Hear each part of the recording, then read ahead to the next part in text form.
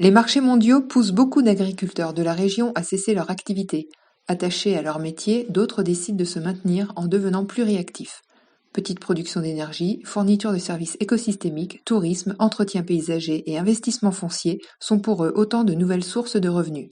Dès 2020, de nombreux agriculteurs de la zone décident de se tourner vers la petite production énergétique, soit par l'installation d'une unité de méthanisation, soit en posant quelques panneaux solaires supplémentaires sur leur toit. Par ailleurs, agences de l'eau et collectivités territoriales mettent en place des paiements pour services écosystémiques liés à l'eau. Des paiements pour le stockage du carbone sont également introduits au niveau européen, ces dispositifs permettant aux agriculteurs de diversifier leurs sources de revenus.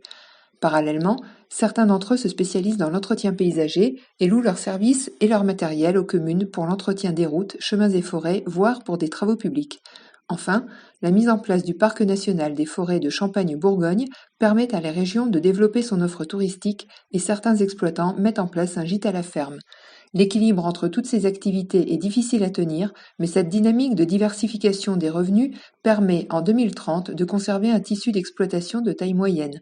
Constatant qu'ils n'arrivent plus à mener de front l'ensemble de leurs activités, certains exploitants finissent alors par arrêter la production agricole. Le développement du tourisme permet de maintenir les services, mais ceux-ci sont désormais concentrés dans des pôles à l'échelle des communautés de communes. Certaines communes ont par ailleurs choisi de fusionner afin d'être en capacité d'investir dans des projets clés tels que le tourisme ou les infrastructures.